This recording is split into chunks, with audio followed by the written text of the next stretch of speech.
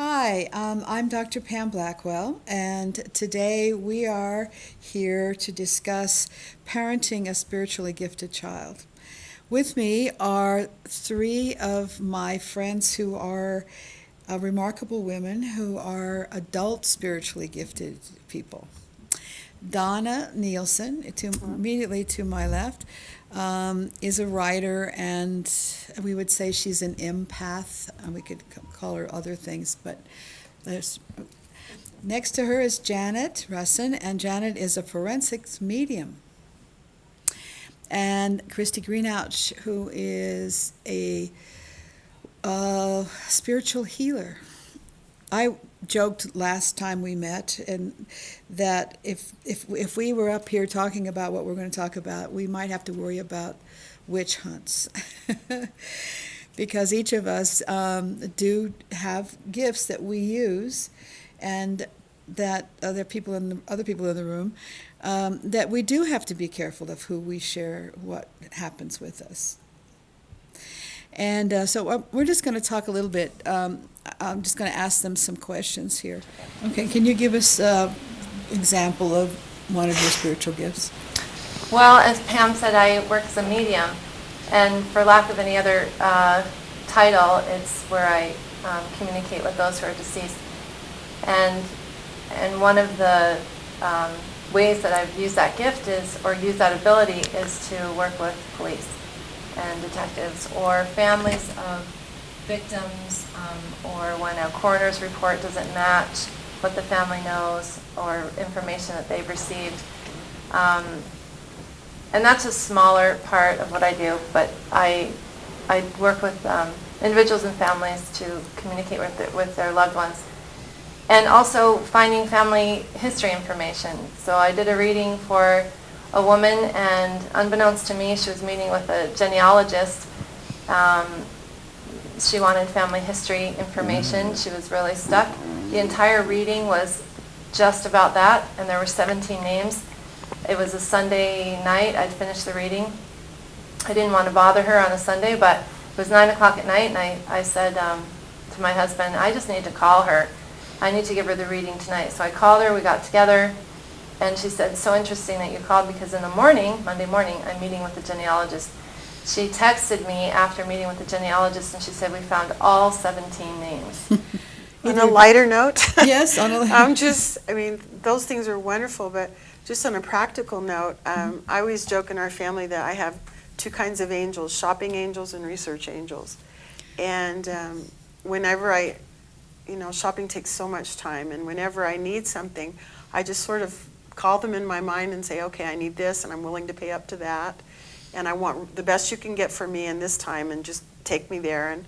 And I'll just go to the car and just sit and think, should I go here or should I go there? And I always know.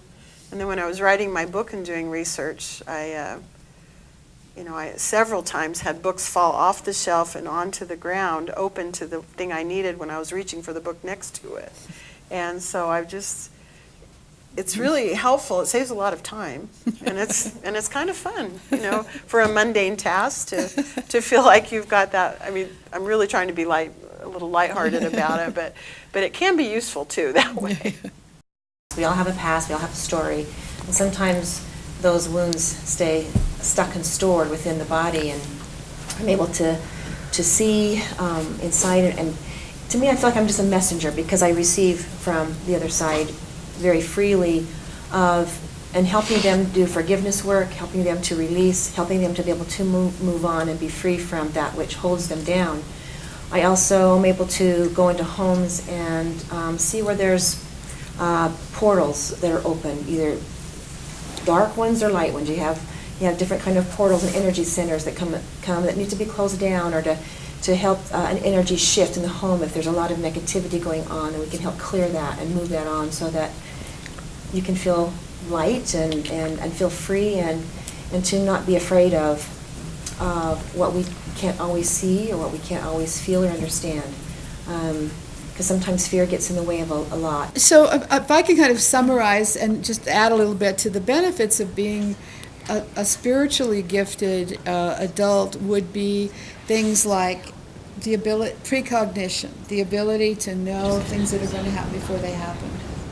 Now, I know from working at Stanford years ago, they had a sleep lab, and they would wake people up every time they finished a dream cycle, and they would record it, and they found that about 1 in 10 of our dreams are precognitive. We dream about things that are going to happen before they happen. So I think that deja vu probably is not exactly what we think it is. I think it's something that has happened in our dreams, and then it's playing out in real life.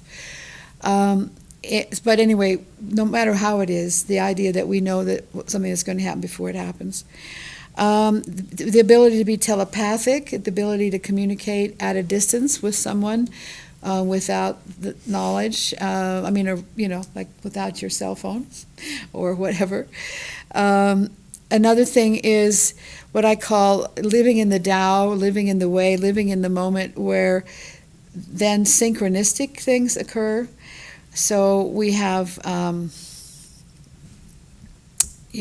I have parking angels, maybe you guys do. When I can just say, guys, I really need a space in front of this restaurant. I don't want to walk very far. And I would say that probably 90% of the time there's either an empty space or someone pulls out as I'm pulling there. And I'm sure you've maybe had this. And then synchronicity is where two things happen simultaneously that can't logically happen at the same time.